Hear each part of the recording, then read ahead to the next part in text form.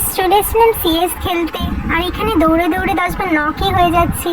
অনেক ড্যামেজ হয়েছে, কিন্তু মাইয়ানটা শুধু দৌড়ে দৌড়ে পালাচ্ছে। কি খেয়ে এসছি কে জানি, আজকে একজনকে নক করেছে আর একজন যে কোথায় লুকিয়ে পড়লো দেখেছো তো, 1 সেকেন্ডে দৌড়ে গেছে। এই দেখেছো, হেডশট দিয়ে দিচ্ছে। দিমিত্রির কামাল।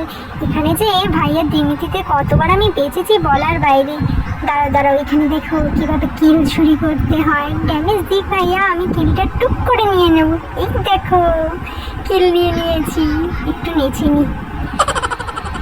তৃতীয় রাউন্ডে এখানেও আমি কিল চুরির আশায় ছিলাম।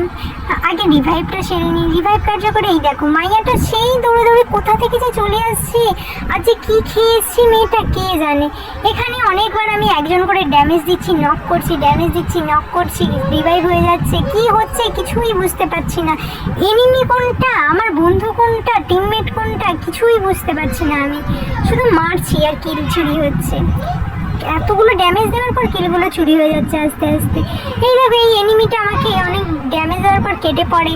কেটে পড়ার পর আমি তাকে মারবো বলে দৌড়াদৌড়ি করি, আর ভাইয়া মারবে বলে এগিয়ে যায়। সে তো অনেকগুলো ড্যামেজ খেয়ে যায়, কিন্তু আমি বুদ্ধিমানের মতো এখানে চুপ করে বসে আছি। আসলেই টনিক দিয়ে দেবো, টুক করে উপরে উঠে মেরে দেবো। এখানটায় বসি। এই দেখো মালটা আমাকে দেখতেই পাইনি। এখানেও দেখো একটা এনিমি দৌড়ে দৌড়ে আমার ভাইয়াকে নক করে দেয়, আর আমি তাকে নক করে দিই।